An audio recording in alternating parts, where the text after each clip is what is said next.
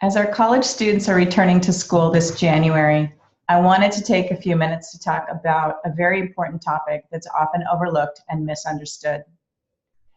This topic is Satisfactory Academic Progress, also known as SAP. Each college campus has their own SAP policies outlined on their financial aid website, and I would strongly encourage you to check them out and read them so that you understand the terms and conditions for financial aid eligibility and renewal during the year.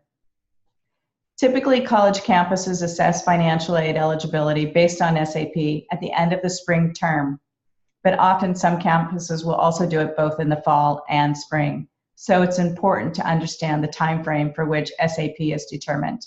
You can get this information on each college's website. For federal financial aid, for federal grants, loans, and work programs, there's three components to maintaining satisfactory academic progress. The first is maintaining a minimum GPA requirement.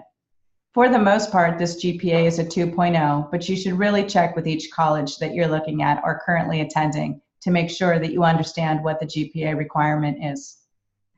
The second requirement is that you progress towards a degree, which basically means you enroll at least full-time and complete your curriculum or your required courses for your major within 4 to 6 years. Financial aid eligibility is available for 150% of the standard time it would take to graduate. So if it takes 4 years to graduate in a normal curriculum or 120 units, you need to complete that in 150% time frame or 6 years. The third component is that you must complete the courses that you attempt.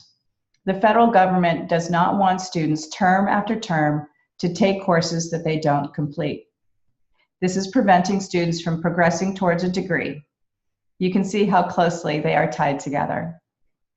Now, often students don't meet SAP and their financial aid is at jeopardy.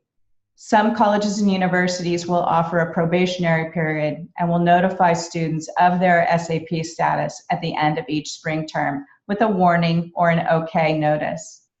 If the student gets a warning, I would encourage you to work with them to get the tutoring support that they would need to make sure that they keep their financial aid for the upcoming semesters. If perchance you should lose your financial aid or your son or daughter loses their financial aid, there are appeal processes, and I would strongly encourage you to appeal for financial aid. In an appeal process, it's most likely that you'd have to prepare an academic plan and perhaps meet with an academic advisor. Don't give up.